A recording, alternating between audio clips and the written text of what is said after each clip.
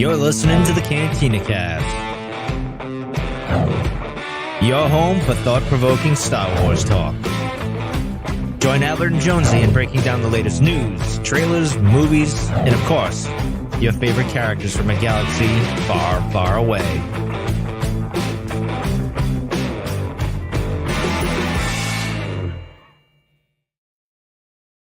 Hello, everyone. Welcome to the Cantina Cast. My name is Our Padilla, and this is episode 482, our From a Certain Point of View bonus episode where we're celebrating Valentine's Day and talking about our favorite top 3 ships in Star Wars. And no, we're not talking about the ships that fly around and pew-pew. We're talking about relationships. And this was a topic that we had teased on Patreon a couple weeks ago, or several weeks ago now. And they dared us to do this, and so we're here. Not only am I here, but the love doctor himself of the show, Jonesy, is with us tonight. Jonesy, welcome to the show. Hugs and kisses to you, brother. What's going on? X's and O's, my brother. X's and O's. X's and O's. Doing all right. Yeah, doing good. I'm glad we kept the show at 9 o'clock. We have 2 viewers. It's going to be great. Yeah, because it's Super Bowl Sunday, and if I was not here, I'd be watching the Super Bowl myself because it's tied at 35 each. And I really don't care. Like, I don't even care who's playing. I don't care for either one of the teams. In fact, I hate the Eagles because of a Cowboys fan. But yeah, exactly. I hate the Eagles too. But then the Chiefs annoy me. So yeah, so whatever. But you know what? I get donuts either way this week, no matter who wins. Oh, so, nice. Good. Yeah, I can't complain. And at this point, I'm going to bring on our third member of the show. Lauren is with us tonight because we can't talk about love and relationships without Lauren being here as well. So, Lauren, how are you doing tonight? Yes, I'm good. I'm really excited to get into this. So you have trained your entire life for this moment right here. I really have. Like it has all been coming down to this. So I'm so glad that we're doing this instead of the Super Bowl. It's way better. Well, I'm doing both. With Actually, I've got the Super Bowl over here. So. We should come up with the things like hashtag Lauren ship Star Wars or something like that, and just see if we can get it to trend. Yeah, get it to trend. Yeah, right below Rihanna and Tom Holland's umbrella video that was trending earlier. If you've never seen that, it's pretty amazing. But okay, and didn't pay attention to it. Nobody's paying attention to that. And with us tonight is a special guest. You guys know her from Discord. She's got a show that we've talked about, One Hell of a Fanfic. Who actually she does this with Lauren. So welcome, Steph, to the show. Is this your official first time on the show, or besides Patreon? Yes. Yes. Wait, this is not Patreon? No, this is not Patreon. This is going live to the entire world here in 2 days. Hello, world. Welcome. How are you doing? It's her debut. Yes, it is. Fantastic. Also not watching the Super Bowl because you guys are so much cooler. Yeah, well, thank you. And like Lauren, you've probably trained your entire life for this episode right here. Yes. Enter the montage of me reading fan fiction and making notes in little hearts. Annotating. You lost me at montage. Well, it's gonna take more than that to lose you, buddy.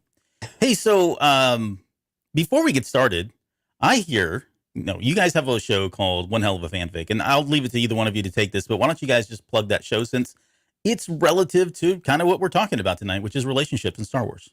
It absolutely is. So Lauren and I have a podcast about Star Wars fan fiction specifically, and it's called somewhere on the bottom, One Hell of a Fanfic, which is we do our best to make a fun play on random Star Wars quotes on occasion. The fan fiction is about not just like what different fan fictions are, but we dive into a single fan fiction every month. Sometimes they're romance, sometimes they're not. We don't do romance all the time. AKA the last episode.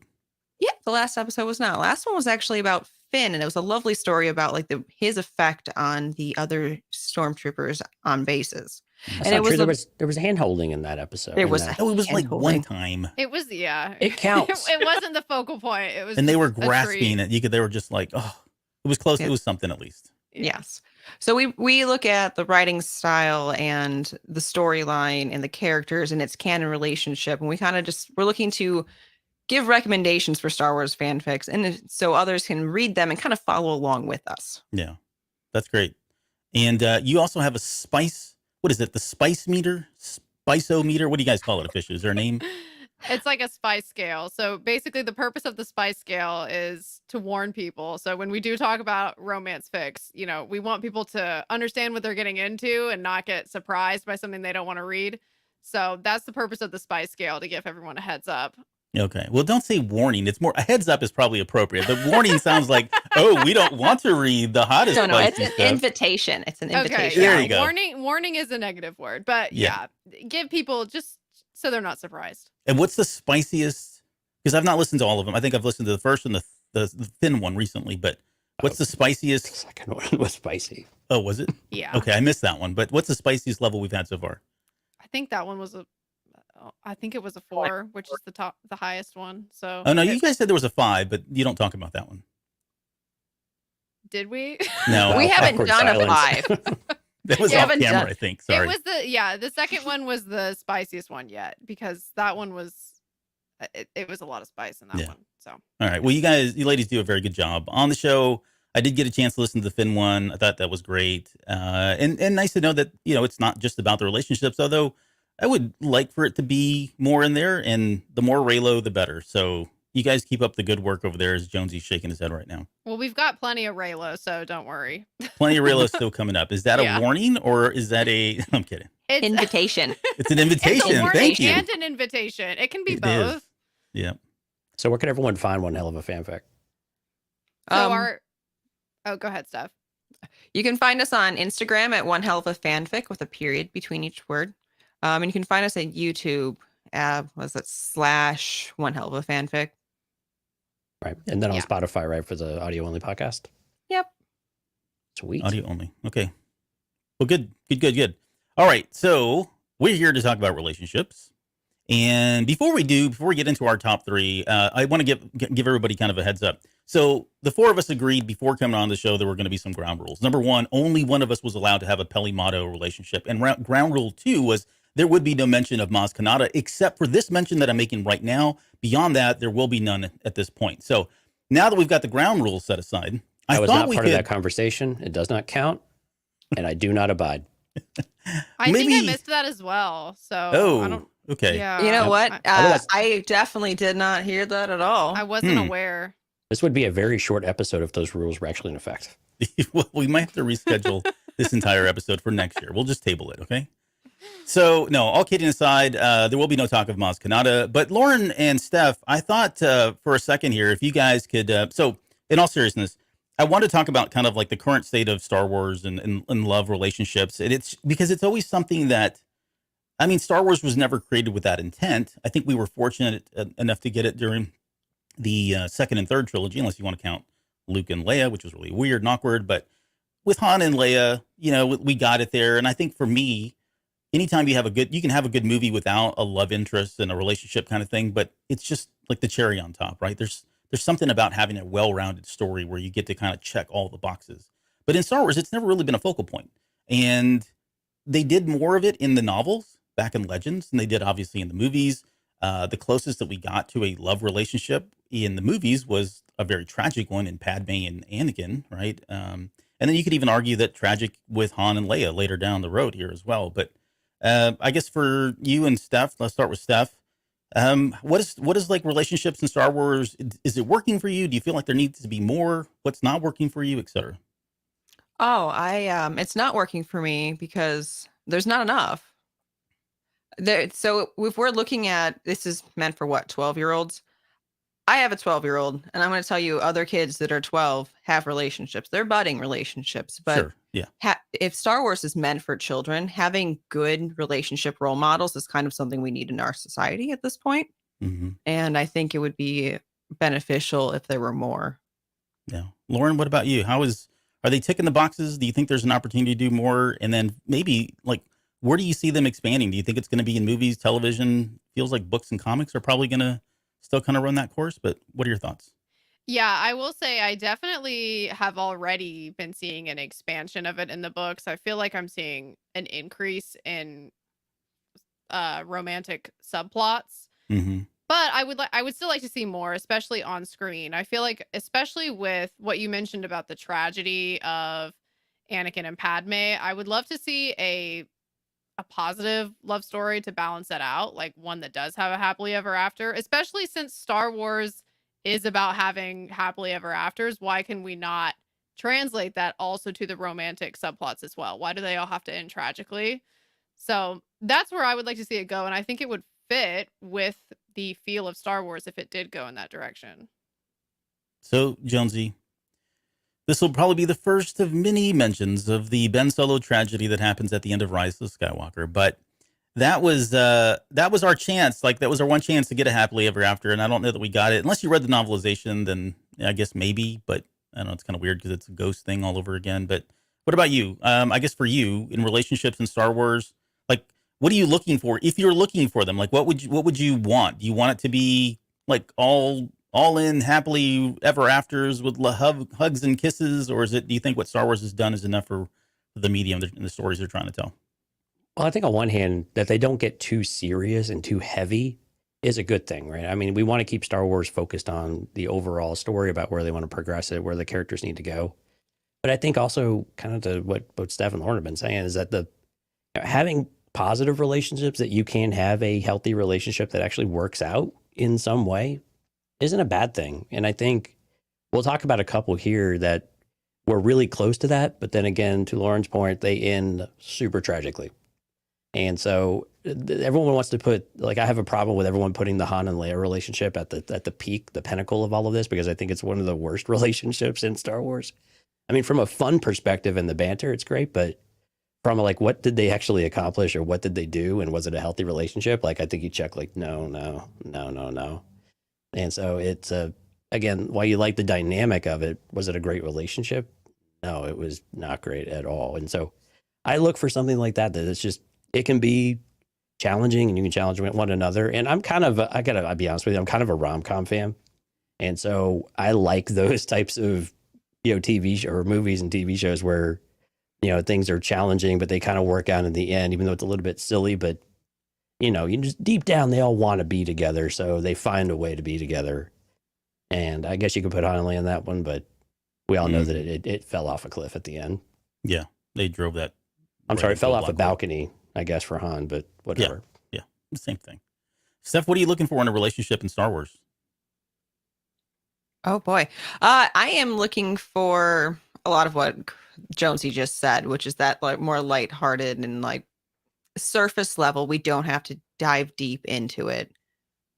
And I like the happily ever after. I require that, actually. That needs to happen. Yeah, and a lot of times we don't get it. Okay, Lauren, save me, because I'm going to be the only one on an island here. What are you looking for in Star Wars relationships?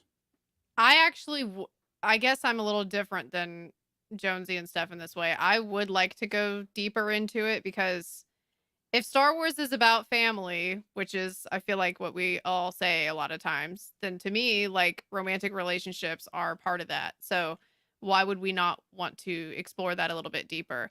I'm not saying that it should eclipse like the overall like mythological feel of Star Wars, but I do feel like more of an emphasis on those subplots still, I think there's still room for it without eclipsing the rest of the story, if that makes sense. Yeah. So that's where I'm at. And here's it goes back to what I say on the main show, or I guess when we're doing normal coverage of Star Wars. But it's so big now that the idea that we can't have something that is a romantic episode, romantic movie, romantic novel, and the subplots be the pew-pews and Star Wars and all that stuff, it doesn't make it not Star Wars.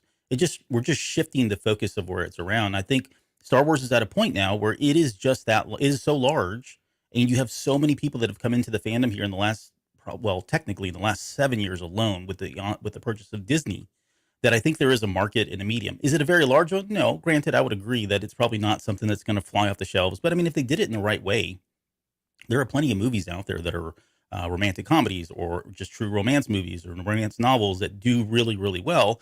Just throw it in the world of Star Wars. Now, I don't know that we're ever going to get there. It probably will be a long time before we do. All I'm saying is there is likely a market for that. And there are people like myself, Lauren, others, that would be interested in seeing some of that stuff. So I don't know when that'll ever happen, but I would like to see it personally. I definitely agree that there's a market for it, because if you're just talking about novels specifically, the romance novel industry is like $1 billion industry. So I think if they marketed it right, wrote it right, all of that, I think there's a lot of potential, but that's contingent on the writing and the marketing, it sounds like. No, it's a good point.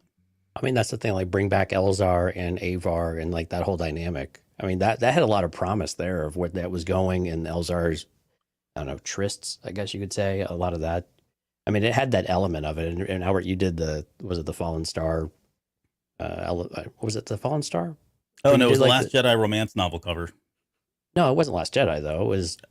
Sorry. No, it was the Rising Storm. Rising Storm. That's right. Where Yeah, he did like, yeah. yeah, he did like the romantic novel, cover, which was fantastic because it actually had those vibes to the story. It would have been really cool for them to expand a bit upon that a little bit more than they did. But then again, it was kind of a nice balance there too that they already I had. think my blurb was one man's passion, and man was spelled MANN as in Elzar man. Right. Good. So I went all out on that one. Well, let's get into this. We're going to talk about Rob's here. Okay, thankfully, Rob's here. We can get the show started now. It means probably the Super Bowl's over at this point, but I want to get into. So we're going to talk about our top 3 relationships. We'll do 3, 2 honorable mentions, then number 1. And the only ground rules we said was it could be anything. So it could be relationships that have already been established in canon, legends, otherwise.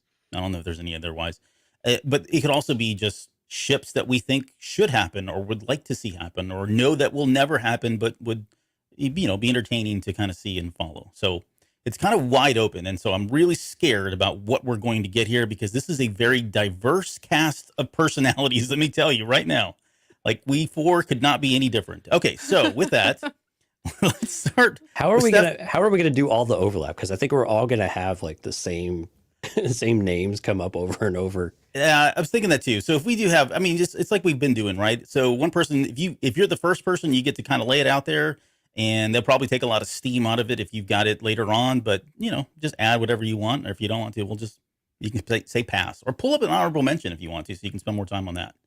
So okay, so Steph, you are our guest tonight, so you're going to kick us off. Give us your number 3 ship in Star Wars. I'm going to start us off really strong, and I'm going to go with Poe and Finn. Oh, okay. Now this has a pretty large following backing in the circles that I run around in Twitter. It's like I see a lot of like images. Some are not safe for work, but go on, please. Spicy level 4. Oh, probably 5 at this point, but go ahead. Oh my. I'm not sure what else to add. Like their relationship, like their friendship is a lot of fun to watch, and they're both handsome actors, and there needs to be, Disney is leaning towards getting some more of the LGBTQ community and representation in their media. And that would be, as you've mentioned, like it's already big, like that would be a good one to kind of put in there. So here's what I will say to that one. Like I have no problem with it, honestly. Like it's fun. I've seen the fanfics that are out there. I've seen the images that are out there.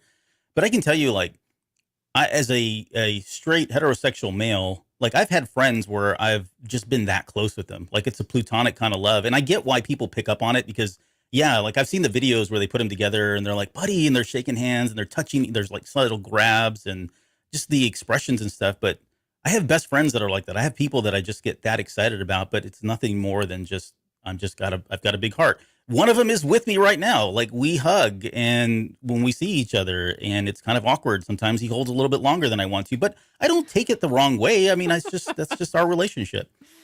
But I do see where people have picked up on it. And I think it's a fun fanfic and there's a huge following, like I said, for it. So. Well, it's really cool that they just have a really solid relationship, though. They just genuinely like each other, right? I mean, we get a little contention in Rise of Skywalker, but it's like that healthy tension, right?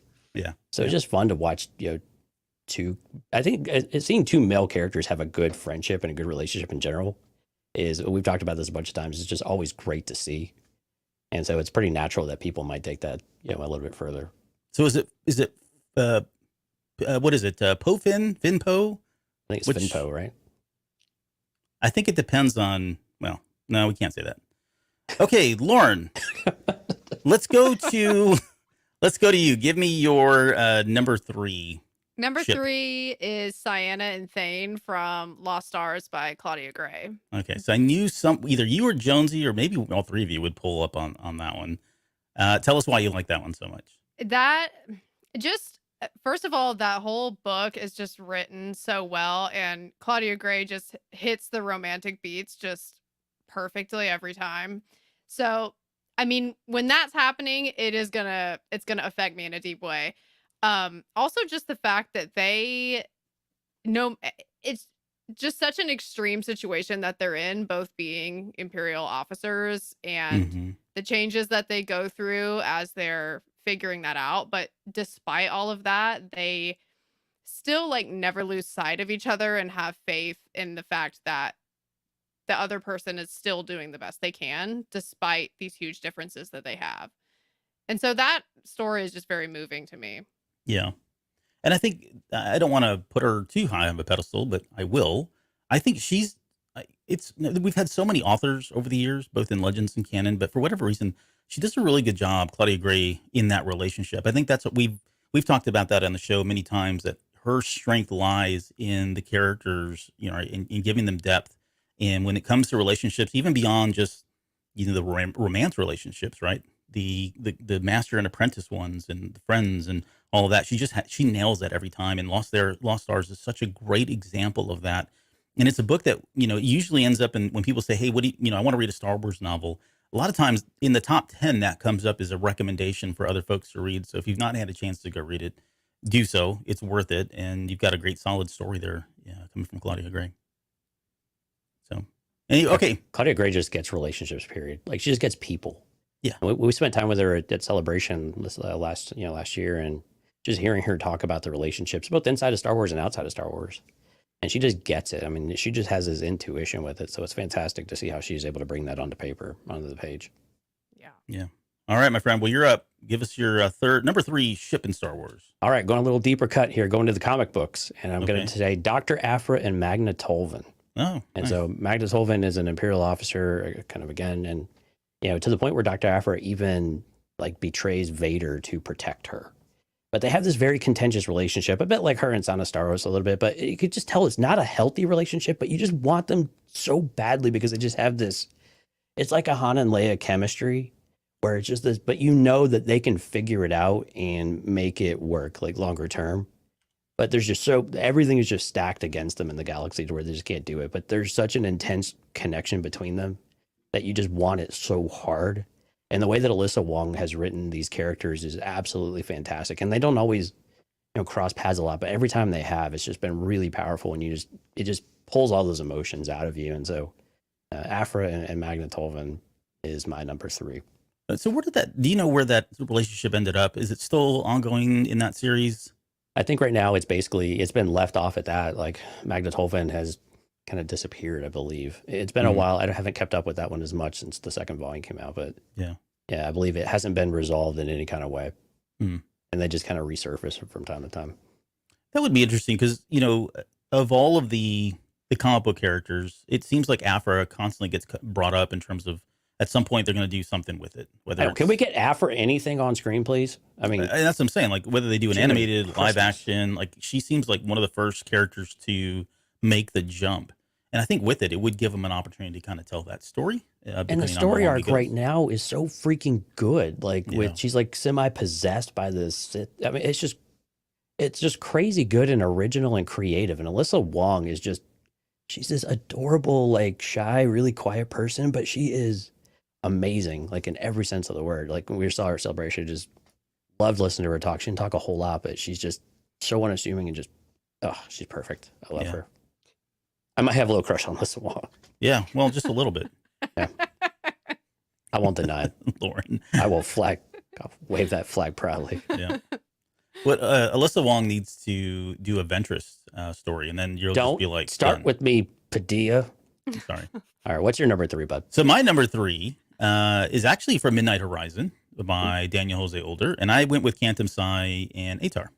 Oh, that was for me that storyline, and if you've never read it, they're both non-binary characters, but for me, that was the first time like I felt like the writing was sweet and it wasn't focused on the fact that they were non-binary, and I would have never I want to be sensitive to this. Like when I'm reading stuff like that, I'm an older person, so I'll just get that out of the way. I'm not geriatric, but I still like when it happens in books and novels, I focus on it, right? It's just something I'm trying to be better about that stuff. And by focus, I mean, it's on my mind the entire time. But I picked this one specifically because as I was reading Midnight Horizon, this was the first time, and maybe it's me growing as a person, maybe it's just the deftness of his writing, Daniel Jose Older, but it was the first time that I read that where that was not on my mind. It was like transparent, which is how it should be, right? We shouldn't be focusing on those things. And I really enjoyed just how sweet that relationship was and how they were looking after each other and how they wanted to do things for one another. And eventually Cantum Sai leaves the Jedi Order for Atar, right? To go kind of do his own thing and be with that person. And like, what better story or love story can you have that, you know, we don't know how it's going to end just yet because it kind of left off there, but I really enjoyed that storyline. And so it wasn't that deep.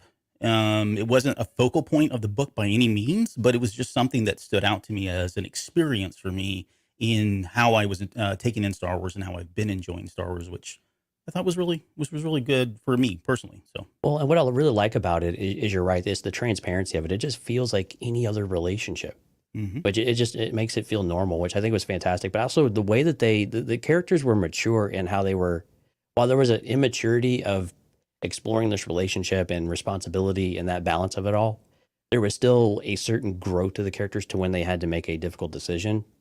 It's like, okay, this is the right path for me, even if it's not together. Yeah. And I think that was one of the great things about even when you have characters deciding to part ways, that it wasn't in the traditional, we kill them off or we have a big fight and it just falls apart and we pine over them. It's like, no, we actually it was heartbreaking, but at the same time, it was natural. And it felt good. And it felt like, okay, yeah, they really have grown to a different place, you know? And so it was really cool to see that side of a relationship come forward. Yeah. Yep. Okay, Steph, we're going to go Lauren. Lauren, you're next. We're going to start with you. We are on our second ship. Give it to us. What do you got? Number 2 is Obi-Wan and Satine. Oh, never heard of him. All right, tell us why. But this one ends tragically, so it does end tragically. Well, that's the thing, is it does end tragically, which I wish it didn't end tragically. But in terms of how they were together, I feel like there was just so much potential there. Like, I feel like they both challenged each other in the best way, while also, like, in challenging each other, there was a lot of potential to make each other better too. So it is unfortunate that it ended tragically. But I think the foundation would have been there for it to have continued and been really great. Yeah. What do you think of those episodes, Stephanie? Well, I like them. I don't know. Well, I like it, to kind of go to Lauren's point. What I like about it, though, is that they both, again, kind of like with Cantum Sai, they both kind of picked responsibility and what they knew they had to do and what they brought to the galaxy.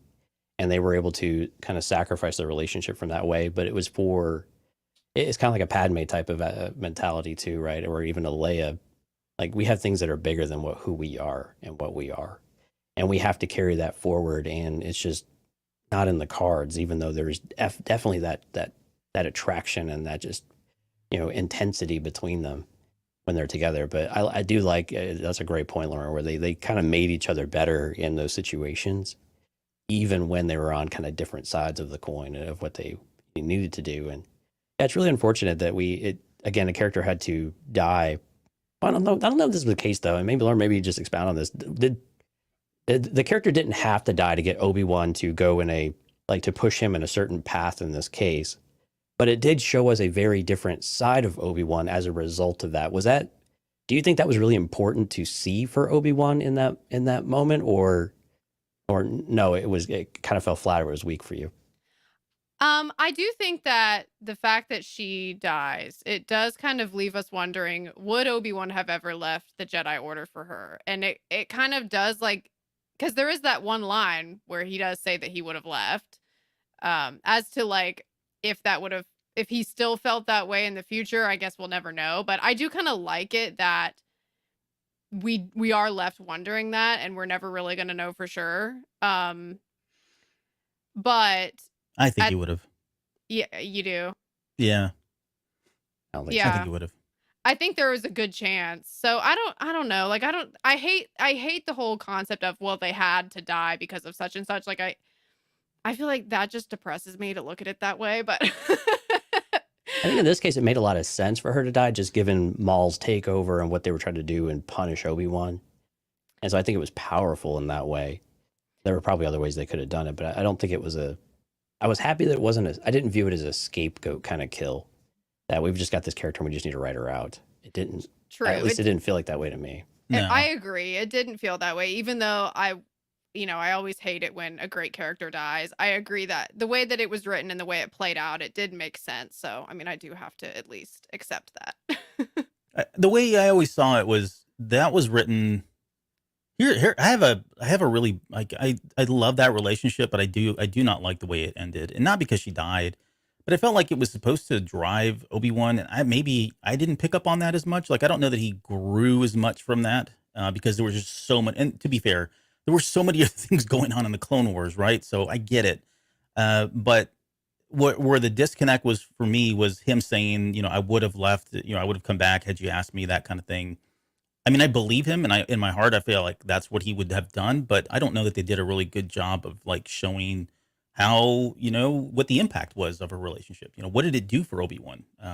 So yeah, I mean, it's a cartoon and it's an aim for kids. So I wouldn't have expected them to get in that deep, but I will say this, that relationship is another in the ships of Star Wars that comes up a lot. Like, there's all kinds of fanfic written about it. There's all kinds of pictures and homages, and people just have always held on to that relationship very strongly in Star Wars.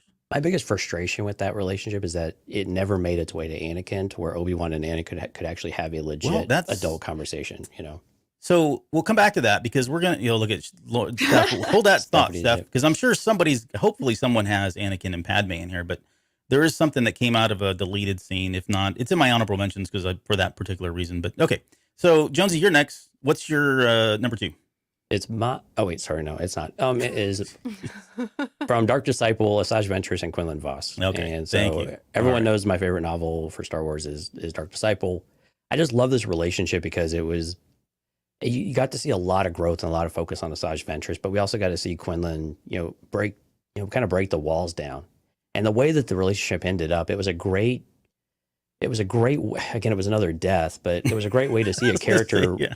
It was a great way to see the character refute the dark side and make willing choices and have great insight. And Christy Golden just does a fantastic job writing this book. And this is where it works better than like an Anakin with Luke, right? I think in some ways is that you just have that time with the character throughout the story, but also be able to hear what she is thinking and what she's saying, and the overall change and how Quinlan Vos wants to honor her memory at the end of it when, and put her to rest, with the rest of her sisters and all these things. And just to see that relationship grow and the fun sparring between them, it captured everything that you really like in Star Wars of kind of a contentious relationship of two people who click, but they don't want to click kind of thing. And with Asajj Ventress, she doesn't want to click with anybody, but to see her work with someone and it was just such a fun relationship. And even if it ended tragically the way that it did, it was still just amazing to watch that character finally get everything that she was really due, that they flirted with so many different times and gave us so many great stories. It was so awesome to see it finally, truly blossom into something. Yeah. And by that point, she was she's always been a likable character for good and bad reasons. But by that point, she was also a good person, right? And you wanted, like, it was almost like she deserved this, even though she never asked for it. She never thought it was probably coming. But to see her have that in her life was very satisfying, knowing where Ventress came from. I'm with you. The tragic part of it sucks as always with Star Wars, that character had to die. And I don't have a problem with the way she died. I think that was probably fine. Although, again, we have another death. This is like a Star Wars thing. Like, we kill characters off like that, but we don't always see like what everybody else does from that point on. Like, how did that impact them? How did that make them grow? I don't know that we'll ever see that with Quinlan Vos, because where the hell is Quinlan Vos? He's not been around in forever, but you got to think that it had some kind of an impact on him, or it had some impact on Kenobi, who, this is a bitter rival, and yet he was part of her funeral and went through that whole process to help bury her at a very reverent way, which was very beautiful to watch for something like Obi-Wan, considering where they were in the Clone Wars and the relationship they had there. I'll get there, my friend. Okay. Oh, He's not no. done. He's not done. All right. Well, we've been warned. So yeah, a great, that's a good one. And I didn't have that one on any of my lists, although I think I've got 20 honorable mentions. So I did tell you guys to keep it to 20. Am I next? Yes. Oh, crap. This was the one I went back and forth on so many freaking times. So I have... Commit! I know. I have a hard time with this. So I went with... Because I can't have a top 3 anything unless there's some kind of Rebels reference. And so I'm going to go with the boring, tried and true Hera and Kanan Jarrus. Because to me, that was like the first mom and dad family relationship that was like working. They loved each other. They had fun with each other. They were, of course, they never really said I love you in the show, which I thought was very sweet, but they had other ways of kind of communicating that across. And, that's a lot of what they did with those characters mimicked real life. They were just in Star Wars, everything from the looks and the comments. And, they felt like parents that had a lot on their plate, that were trying to do what was right for the galaxy, but at the same time trying to raise these kids. And the way it all ended at the very end, like, I mean, yeah, again, another tragic relationship like that one. So not to really get off on a tangent here, but with Jarrus dying, like Kanan dying, you got to see all the development from everybody else. You got to see the impact that it had at everyone because there was time for that. So I felt like the death was fine and it did a lot for the show. I think we'll still need to see what it does for Hera. Like, I don't know that we've ever got a chance to see how she's kind of dealt with it. In fact, that was really the only short where I felt like it was a little slighted. We went right into other episodes and we never really got to see her kind of just, grieve. And then they just for wrapped what it had up, happened. right? Yeah. And jumped to the future, right? Yeah, and it's there. And maybe that's something they explore in the new series or somewhere else. But either way, I mean, that relationship was just sweet, and it was a good husband and wife, kind of in love, but trying to be secretive about it and still be professionals. And every once in a while, they'd get in some little cheeky comments to one another. But it was just a very, very sweet relationship. Okay. All right, Steph, you're number 2. Okay, so I've had to move my number 2 around a couple times now. Uh-oh. So now we're just gonna have to go with some of the honorable mentions, as you said, and I'm going to go with Well, tell us L3 before you moved them. Wait, before you moved them, what were they? What was your stick to your guns, because my number 1's already been said, but I'm gonna stick to it. Well, Obi-Wan is the team, and then also Hera and Kanan. Oh, sweet. Okay, so I wasn't the only one. So I'm gonna have to bump L3 and Lando up there. And when we have to question how does it work, we just have to know it works. Yeah, just a little wink. It works. L3 and they set a precedence for that one. It was brought up in 2 different media. Like it's a real thing. It's a thing. All right. That was your number. Are you going with that one for your number 2, right? Yep. Okay. Let's see. What we got? We're back to number 1. No, honorable mention time. Do you have any? Well, Steph, let's just stick with you. Do you have any other honorable mentions here that you want to kind of get off your chest? I went with Sana and Afra. I enjoyed that they're not getting along. Mm-hmm. Cassian and Jenner. So Luke and Mara Jade, Ezra and Sabine because fan fiction, and then Rex and Ahsoka is also fan fiction. Yeah. What were about? So tell us a little bit more. So about those characters, like what were some of the things that stood out for you on those? Why did you pick them? Why did I pick them? So I watch Star Wars for a very different reason than y'all watch Star Wars. I watch Star Wars for the entertainment value. So I like all of Star Wars except for Resistance. You're not really alone in that one, though. Come on, man. So everything on my list is entertainment value. I want that happily ever after. I want it to be enjoyable. And yes, there's mystery, and I want to know more about what, like Obi-Wan and Satine. You guys are like had these beautiful reasons why the relationships were great. I'm like, I just want to know what happened. Yeah. That's why. Okay, well, let's move to Lauren. Honorable mention time. How many do you have? 8. Okay, Okay, some of them are quick. Good. That's good. Okay, Look, so Jonesy's got like one over there. Go ahead. What do you got? okay, so Major Domo and Pelly. I'm not going to say a lot about it, but I had to. I had to say. It was like couldn't even get it out. She said Major Domo and Pelly. For anybody that didn't hear, if you can't hear at that frequency, Major Domo and Pelly is what was said. I am so proud of you. They're so funny. I want to see more of them. That's all there is to it. Okay. Okay. Boba and Fennec, because I feel like they could be a real power couple. This one's a little controversial. Elzar Mann and Orla Jareni, another possible power couple. I don't want him to be with Avar because I don't think they're a good fit. I think him and Orla would have been wonderful together. Too bad. Orla's dead. So what about Orla and Stellan Geos though? That was such a fun who? Orla Jareni and Stellan Geos. Yeah. I don't know. Elzar, them like doing the lessons and the training together. I was feeling it at that point. Also Din Djarin and Omera. I think another example of power couple. Yeah, she could help him also like learn how to relax and have a good life, and I think that would be wonderful to see for him. Hera and Kanan, you already covered that one. Ventress and Quinlan Voss, Jonesy already covered that one. I will say what I will add about Ventress and Quinlan Voss though is one thing I love about that story is I feel like with Christy Golden's writing, she like hits the nail on the head of the grumpy sunshine trope, which is a trope that I absolutely love.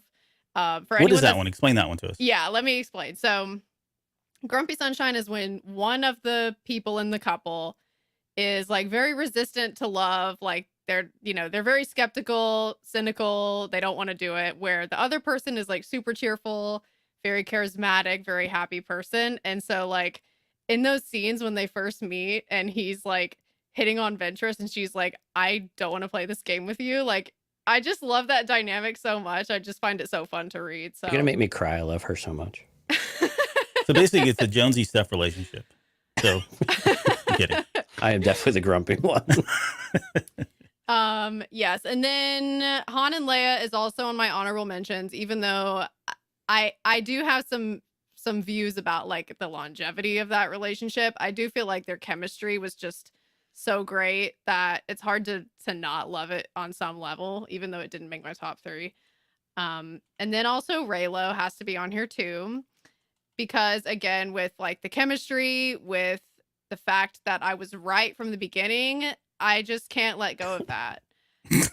So you and millions of others, trust me. Those are my honorable mentions. Okay. All right. Here we go. I have 13 plus. Oh, okay. And you'll understand the plus here in a minute. All right. I also worked in some. Look, okay. If there's 12 of Maz and somebody else, I don't even want to hear it. Just let's just get to your number 1, sir. Hey, you will sit there and you will like it. All right. All right. So I did work in a bunch of expanded universe too, because I think there were some really great relationships in the EU. And so Jason Solo and Tanel Ka, I just love their relationship. Of course, they had a kid together, but Tanel Ka was such a strong character. And I just absolutely love her, and that she was able to keep Jason in check so often and kind of resist and really challenge him throughout that. Another one was Anakin Solo and Tahiri Vela. Tahiri Vela might very well be my favorite EU character. Really? Like, period. I did not know that. Absolutely love Tahiri Vela. Just the way that her arc went was always awesome. You can't have, if I'm going to round out the solos here, Jaina Solo and of course Jagged Fell. I'm probably stealing one of Stephanie's. I just love, again, another challenging relationship that found a way to work out, and they leveraged each other's strengths so well, and they just had, their relationship was just so strong. Hondo and Maz.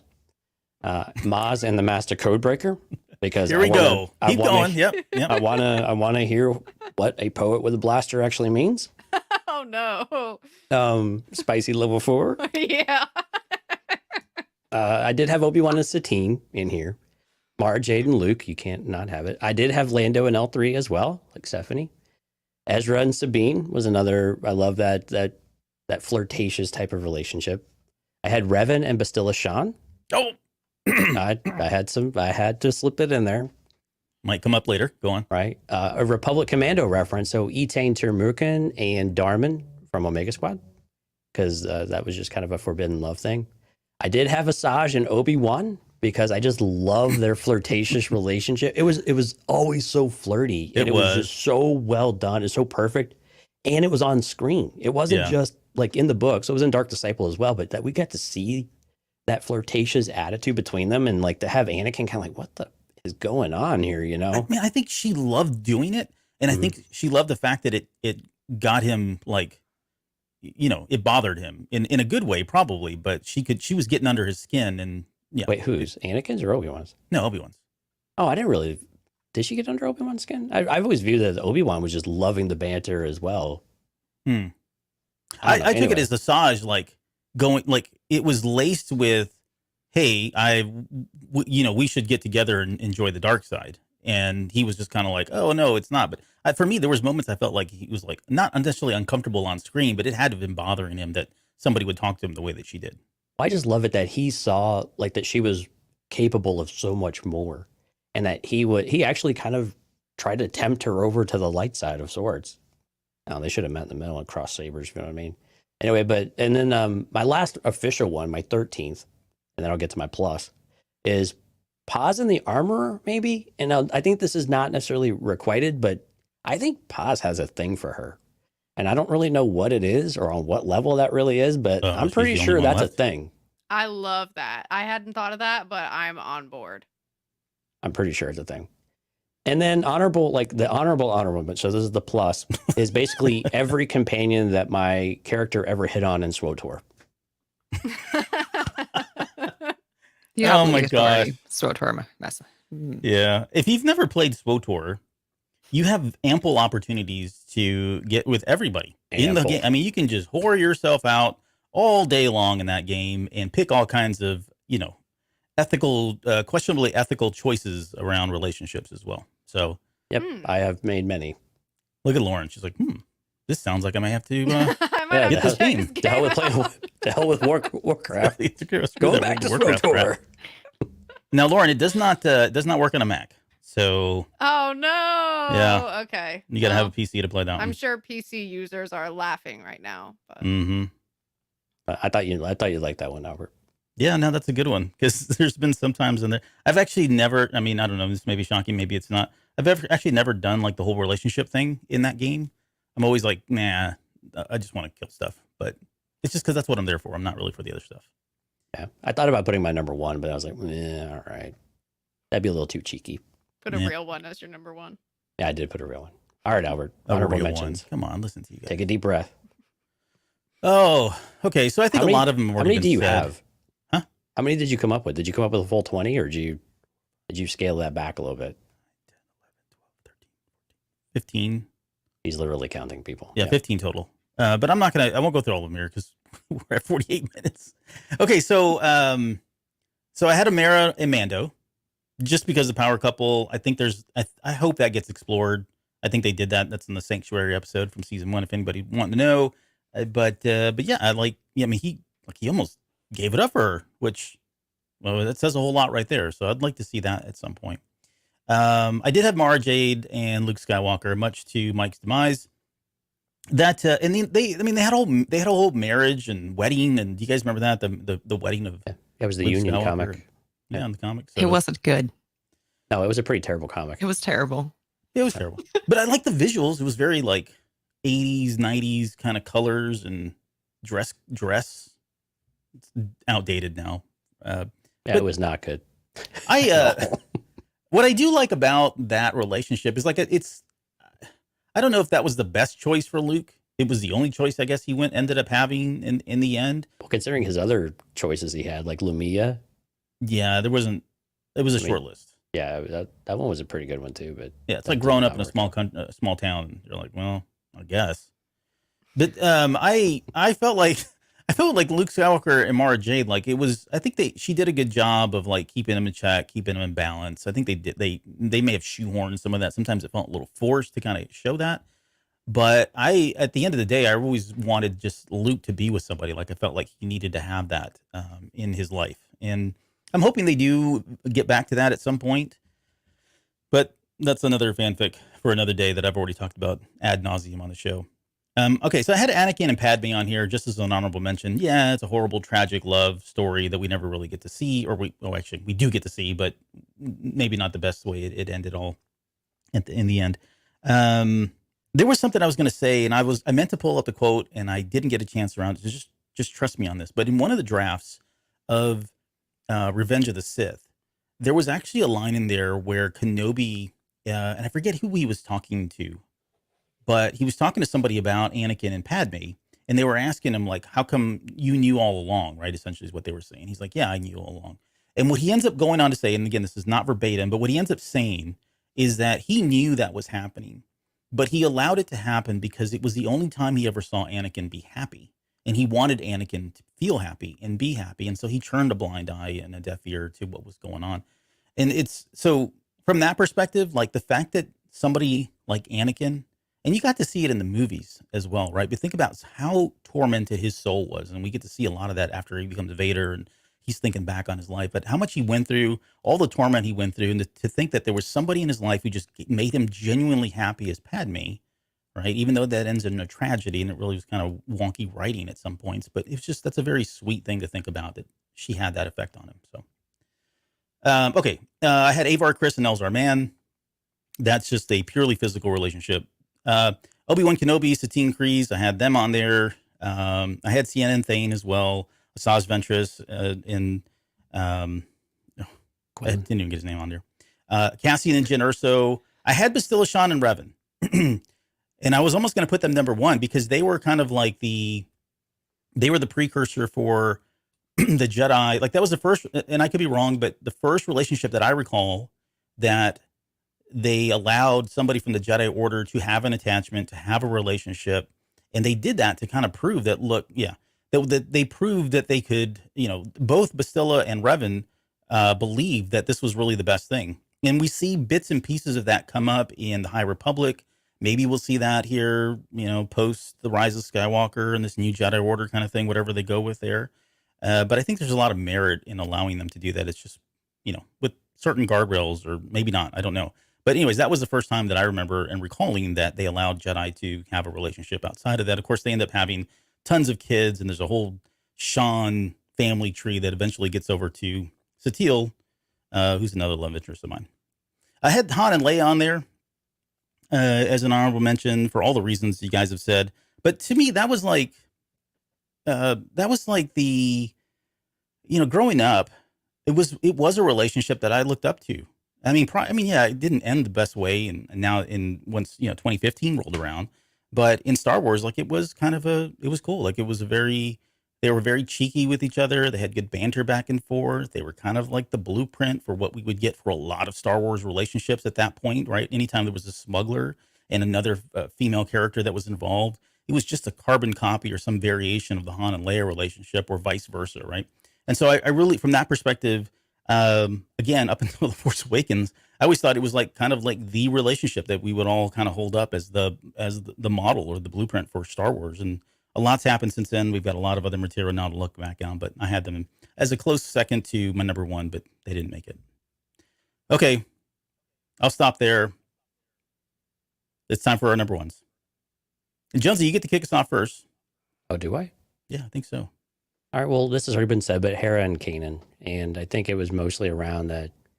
I think you would probably said it best. I like that they're kind of the parent relationship, even though they're not. They want to keep things quiet. They don't want it to interrupt their day-to-day lives. They don't want to make people uncomfortable, even though it's like the worst kept secret on the planet. But the way that they get to towards the last handful of episodes, while a little clunky at times, with all of a sudden they're very affectionate. But again, the way that Kanan sacrifices himself, and I know it's heavily done in Star Wars, but the whole way it all went about and where him and Hera got to, it was just so powerful and so emotional. Like I just couldn't not put it as my number one, because it just, every time you watch it, it just rips your heart out, but in the best possible way, just because it's done so phenomenally, and you just love it every single time you see it. It doesn't get any easier. And it just seems to get better every time, it's the whole scene and him being able to see her for the first time. And, maybe this is less about the relationship and more about just the point they finally got to at the very end. But anyway, I just absolutely love it. It's a fun relationship throughout the series. I like that. I like that they still have the typical banter, like the Han and Leia banter at times, Yeah. but they're always a team. You know, they always have each other's backs, and they trust each other to go do what they need to go do. And it's just, and I just absolutely love it. So that's why I made it to my number one. I really hesitated to do it because it's a bit cliche, because it tends to be in a lot of top threes for the most part. Yeah. But I mean, hell, it's there for a reason, because it is that great, you know, and the way that they all help each other. I mean, her advice to him as he's trying to train Ezra, and her intervention and some of that stuff is just, again, it's just that healthy checkpoint in your relationship. Someone that just kind of keeps you in check and, you know, knocks you down a peg when you need it the most. And they just seem to have that. Yep. Oh, we got a comment finally. Rob says the courtship in the novel was fun as well. Meeting Han and the, Leia. yeah, I think it's Han and Leia. Yeah, especially with Shizor involved. Oh, how come nobody had him on any list? He was Because a playboy. he was just kind of a playboy, yeah. Yeah, it's kind of a playboy. Okay. Let's see. I guess, am I doing my number one next? Go for it. Okay, well, nobody said it, and it's on my freaking hashtag, so I'm just going to throw myself out there and say Raylo is my number one. It was in my honorable mentions. I know. That was like, I was like, oh, dagger to the heart. So here's my stance on this. Like, prior to the Rise of Skywalker, and certainly by the time we got to The Last Jedi, we were at fever pitch when it came to Raylo. And I will say, if you go back and listen to the episodes when The Last Jedi came out, I was not a fan of it. Like, it's clear as I went back and listened to the episode today, I didn't like it. I didn't like it at all. And I've come completely around now on this whole idea, because at the end of the day, it's almost kind of what Steph was saying earlier. Like, this is a relationship that probably would never work, right? There's too many things going against it. But that's the part of it that I think is so fun. And in having been, I don't know if I forced myself into the community or I got adopted, or they're like, yeah, okay, weirdo, whatever. If you want to hang out with us, that's fine. Just stay in the corner. Being part of that Raylo community, though, that's been kind of fun. Like, they are a very close-knit group of people. They know what they know. They like what they like. And there's just it's a great community. So that might be kind of filtering into some of this and swaying me. But what I will say is that that relationship is been a lot of fun to watch. I'm really pissed off about how it ended with the Rise of Skywalker, even though they kind of gave us a novelization there at the very end. And there's probably no chance at this point that we'll ever get that in any form.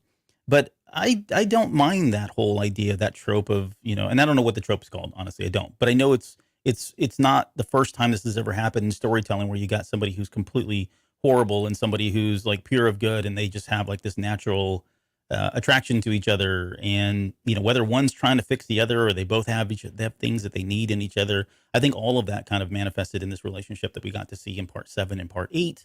And by the time we get to 8, when he finally does become Ben Solo because of Rey, because of their love, I mean, that was like the crowning moment. And then it just got swept away like 5 seconds later. But that, you know, the way it got there, I was pretty happy with up until that point. So When Ben Solo speaks, things seem to get swept away pretty quickly. Oh my God. yeah, anytime he says anything, it's just so boring. So I'm gonna So Rey Skywalker, Kylo Ren, Ben Solo, whoever you want to throw in there as that personality, but that's my number one. Okay, Steph. All right. So my number one is Uncle Owen and Aunt Beru. Oh, Whoa, a dark horse. dang. Throwing down the gauntlet. Okay, now you got to explain that one. I adore the relationship, especially now that we've seen them again come back up in media. What was the Leia? No, it was Obi-Wan. It was there we go. yeah. It was Obi-Wan the Leia Kenobi show. series. It's fine. It was the Leia show, really. But yeah, Obi-Wan Kenobi. But we get to see them again, and I love seeing them in that younger stage. I like when you see a stronger female doing things, pulling the gun, and the way that she speaks to him, and they do have what seems to be a really good relationship. And the fact that they made it all the way to, they had to because the movie showed them old, but it makes me curious to what kinds of things they went through raising Luke, and what they go through every day on Tatooine. The fact that they make it through to that point, but then again, there's another one of those very tragic endings. which Star Wars is so known for. Yep. Yep. Yeah, you're right. We talked about that when we covered that. The fact that she was kind of like the planner. She was the one that went and grabbed the gun and all of that. It was a very different side of Beru that we had never seen. I think we all kind of walked away from that series going, wow, she's way more than just the girl shoving vegetables in the food processor by the time we get to episode 4.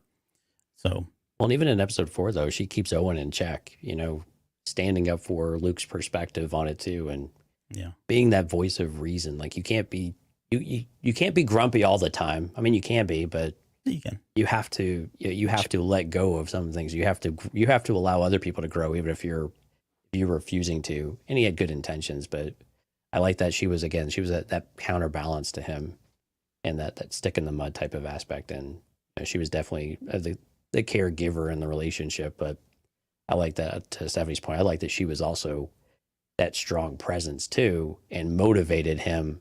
Like, no, this is our home. Like, we don't run away. We take care of our home, and we do this. And he's like, yes, ma'am. Challenging just him one in more a good season. way. Right. It was just one more season. I think we're getting a little carried away here. That's all he was asking for. Okay. It's a whole nother year. Luke. Also, to what Jonesy was saying, like, we don't see a lot of that family aspect, and we do get to see that with them. We did see it with Hera and Kanan, but this, you get to see that, like, family, the happy family that actually gets to be together until they burn. But until that point. So Lauren, you're up. And if you don't say Qui-Gon Jinn and Shmi, I'm going to be really upset because no one mentioned it in here, but. Oh, you're right. No one did mention That's them, but because they're it's not not a my thing. number one. It's not. I would like to retroactively add them to my honorable mention, though. I'm sorry that time has passed. Okay, number 1 is Jen and Cassian, because I feel like that. I think the fact that, so for me, I feel like the two of them both have had such a specific life experience that they can actually, if they had gotten more of a chance to get to know each other, I think there would have been so much potential there for them to relate to each other in a way that nobody else will ever understand either of them. Mm-hmm. Like, for example, in Rebel Rising, when Jen has another relationship with another guy, that is an issue for them, is that he just doesn't understand her background. And Cassian would have been able to. And also after watching Andor as well, there were times I was watching that show and I was like, oh, I just wish he could be with Jen right now, because I think that they would be so great together if they would have had that chance. Yeah. Yeah. But they all died. Thanks a lot there, guys, for doing that one. No, and we'll see how, if there's any more that comes out in season 2 of Andor, but I think they've done enough to really kind of drive that home. I don't even know that it was really intentional. Like, I don't think they went in kind of writing the character such that, we got to make sure that he compliments Jin. I don't think they had any insight into that or even thought about it. And which is even more magical, right? That the fact that his background and hers match up so well, and that they would have gotten to know each other. That last scene when they're on the beach and they're kind of, they're holding hands and they're embracing each other right before their final death. And that's like, that moment hits so much harder now after Rebel Rising and after season 1 of Andor, that it's almost difficult to watch, because to your point, they really would have been the power couple, the couple for Star Wars, but can't have nice things in Star Wars. So didn't happen. No one mentioned 3PO and R2 either. You probably didn't recognize him because his red arm. It's just red arm. It always throws me off. Yeah. Well, I think we got a pretty well-rounded group of, ships in Star Wars, more diverse than maybe I even thought we were going to. I thought we were all going to land on the Lukes. To be fair, like, I went in thinking, it's going to be, Han and Leia, and it's going to be, all the ones that I put in the blurb or whatever. But then I started writing all these down. I thought, I can make an argument for a lot of these honorable mentions as to why they should be above my number 1s and number 2s and number 3s. It's just there's a lot of different versions and variations of these relationships. I will say, though, kind of my final thoughts before we kind of pass it around here. I would love for them to, again, explore this more in Star Wars. It doesn't necessarily need to be at the forefront of some of the stuff we've got established, but at some point, I would like to see it move to the forefront. I think there's an audience here. I think it could do really well. I think it takes a very special person to do that. Maybe if they did it as a novel, get Claudia Gray, enlist her help to do something like that out of the gate. But yeah, I would definitely like to see more good, nurturing relationships in Star Wars general, but in particular, like the kind of love and romance. That would be a good thing to see, and I think we're getting there. Like we're seeing more of that in the novels probably than anything else. But maybe the future is bright. I think Disney coming in has been a good thing, and it's going to take a little while to get there. But I think we'll see more and more of that start to surface. Jonesy. Yeah, I think this is where we kind of missed the EU in some areas, because the EU had, I think, lumping Old Republic into that too, but a lot of New Jedi Order in particular. Yeah. Where there were a lot of relationships. I mean, and not just within Jedi, but with non-Jedi, like Corran Horn and his wife, and Wedge, and a lot of these other characters. And we didn't really talk about the Aftermath Wedge characters either, right? I mean, there were a lot of good ones all in there, right? And I think that's some of the space that we're missing, is that we were able to spend a lot of time with those characters, allow them to develop. And so their relationships just seemed more natural over time. Whereas, unfortunately, what we're getting now is that no one sticks around for long enough. High Republic is a great example, right? We get strong relationships, but then they start to die, right? And we don't get resolution on any of it. We really even get a idea of the past that may or may not have been there, and we'll get some of it, I know, but unfortunately, I think that's the benefit that we have with EU, is that everything just had so much time to just grow and develop and really flourish. And we've not had that in Star Wars canon, because we feel like we've got to keep everything moving so quickly, and we can't have them stick around. For why that's a thing, I don't know. And maybe it's because we know we're not going to stick around in these timelines for very long. I mean, considering, right? I mean, even High Republic, we don't stick there for more than a year or 15 months before we go flashing around. And so I think that's a bit of a disappointment. So I'm hoping that we can take a look at some of that and say, okay, why were those so powerful? Why do we like those so much? And somehow work some of that in. And maybe that's what comes of all of these, like, the range of the New Republic, these things in this kind of Mando verse, where these characters aren't necessarily dying. So maybe we do have a chance. And while I'm not a huge Mando O'Mara fan, I mean, things like that, you could do something more with. And there's more history and there's more backstory to explore with her. So I think those are opportunities there. But I really like to see some of that start to happen, so that we can have long-lasting stories and long-lasting character development that doesn't feel like it's going to get cut off any chance we finally get attached to them. Yeah. Steph, any final thoughts or final words on relationships? Anything we've talked about tonight before we move on? I do have some of those. I think it's only fair that if you get to mention your least favorite relationship in Star Wars, that we get to mention ours. Oh. And for me, mine is Skier and Orla Drenny, because I agree with Kiva on this one. No. Thank you. No, that's gross. Skier and anybody is gross. Like, I don't understand what's going on there. Dude, Trandoshans need love too. Did they lay eggs, dude? I don't know, like I don't know what That's not a how deterrent. that's gonna work. The fan fiction world, that's not a deterrent. Yeah, you got to. Oh, is it really? What in the world? There's some weird people out there. Like, if I see fanfic and Trandoshan is one of the tagged words, I'm like, nope, out, don't care, don't want to see it. Jawa is another one, don't care. Peli Motto, Maz Kanata. Oh my god, I didn't say Peli and the Jawa. I said Peli and Major Domo. That's completely different. No one said Peli. No one said Peli and the Jawa, which I'm like shocked. Like, I threw this out there. Did you just insinuate Maz and a Jawa?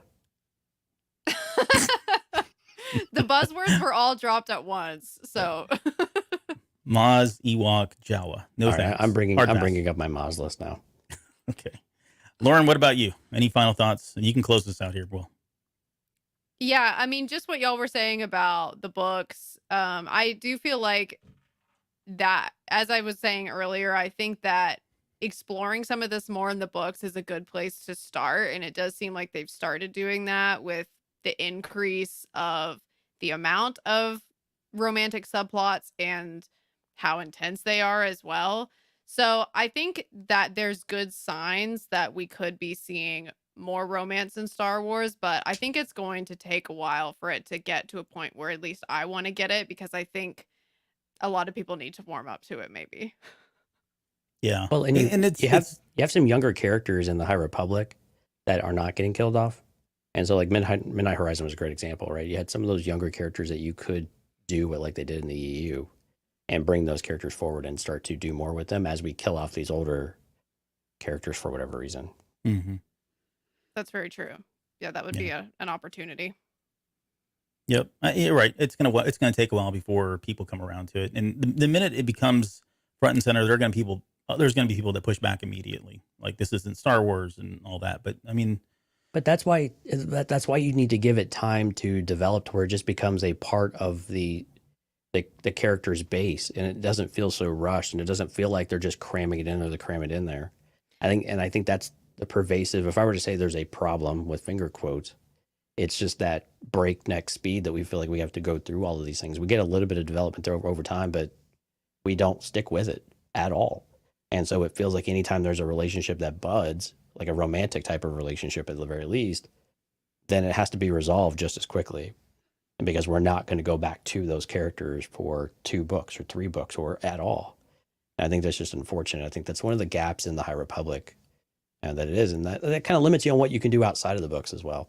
But I'll get off that soapbox now because I will sit here and talk about it for about 45 minutes. Well, I want to add 45 minutes of rebuttal here. Well, what I was going to add to what you said too is like to those people who would have a problem and say this isn't Star Wars. I mean, you could make the argument that pretty much all of Star Wars, I mean, the tragedy of Darth Vader is because of his relationship with Padme. Without his relationship with Padme, this story would be completely different. So yeah. I think romance has always been central to Star Wars, but maybe because that one ends tragically, people kind of take it a different way. But yeah, well, I'll stick to what I always say, and it's if you have a good enough story, it doesn't really matter where it sits, and all we need is that perfect story to land in Star Wars. Whether it's now, 5 years from now, 10 years from now, if it's a good story and it's a romance story and it just happens to be set in Star Wars, I think it's going to be successful. So a good story is a good story no matter what, right? And people are going to blow a stink about it no matter what, either way, because it's Star Wars. So it's going to happen. So just find a good story, and when we're ready to do it, get it over with. Let's have it. Get it over with. Get it over with. It's really romantic. A nice way to end the show. Let's just get it over with. Okay. Before we go, Steph, once again, where can people find you, and where can they find One Hell of a Fanfic? You can find One Hell of a Fanfic right on Instagram at One Hell of a Fanfic with a dot in between each word, and also on, thank you. Also on YouTube at One Hell of a Fanfic. Search it, you'll find it. We're also on all of the normal podcatchers like Spotify, iTunes. And you've got the Finn episode out. When do you guys know? When will the next episode be coming out? Do you guys know? And what's it going to be on? Do you have that? Do you want to announce that? Yeah, sure. We have monthly episodes. They come out on the first of the month. This month we are doing one that's about what would happen if Padme hadn't died, where she just felt like the whole one starts off with she didn't die, but she certainly felt like she was. And it's the story of what happens after that for her. And she goes on this little adventure with Obi-Wan. Okay. It's a little bit great. longer. That's not going to make Anakin mad.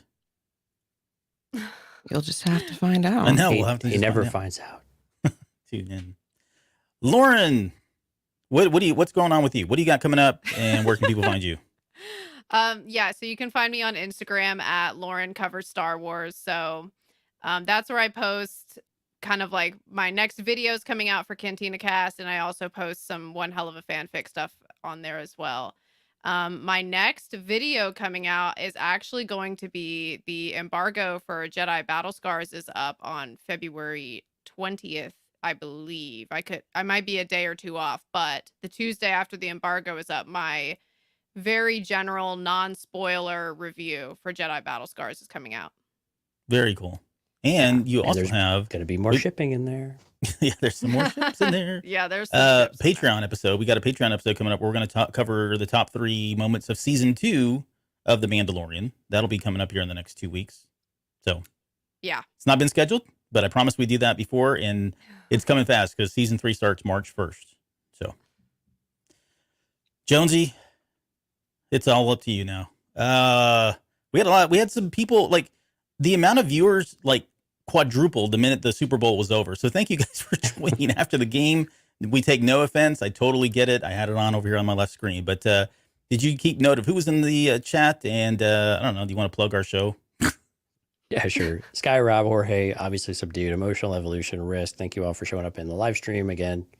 We will be live later this week. We're gonna have 3 episodes this week. That's the plan. So we hope you will join. I hope you will join us on Wednesday. What are we talking about on Wednesday? Oh, we're gonna come back and talk more Bad Batch. The Believer. Yeah, and talk about the Believer. Who are the Believers? Like, what is this whole, I don't know, sect or crazy people? I don't know what you want to call it. And how Hard Counter pops in right at the last minute saying he is not here. So thank you for not being here, Hard Counter. Yeah, thank you for not being here. But yeah, so yeah, huge thanks to everyone who showed up. We are live. If you're listening to this on the podcast, we do a live stream every month or every week, twice a week. Wow, it is a Sunday night apparently. So you can find all of this at cantinacast.com/YouTube. Cantinacast.com will show you everything you need to go. We have Patreon. We have Jedi Novel Archive, of course, with Lauren. We have Jeditorials. We have all sorts of great stuff out on the website as well if you'd like to check that out. Give all of our videos a like and a subscribe over there on YouTube if you wouldn't mind. It does go a long way to help us out and get found. So we would appreciate it. Otherwise, we will hope to see everyone on Wednesday, and then we'll be back again on Thursday to resume our Bad Batch episode coverage. Yep. And Thursday we'll be covering The Crossing. That'll Right. be the name of that episode, whatever that may be. So lots of Star Wars still to come from us here. Again, thanks everybody. If you're a Patreon member, we'll get this out tonight. You'll have it tomorrow. And then this will be kind of a general release to the entire public on Tuesday in celebration of Valentine's Day. And yeah, if you've got a loved one or if you don't, happy Valentine's Day. We'll see you guys here in just a few days.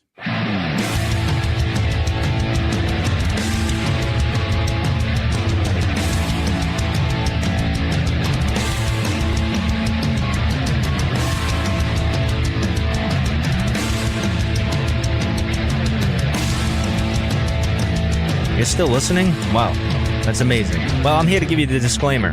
Normally we do a big, long, drawn-out disclaimer thing saying what's what and who's what and all that other stuff, but I think you guys kind of know that Lucasfilm and Disney have no affiliation with us at all, and we have none with them.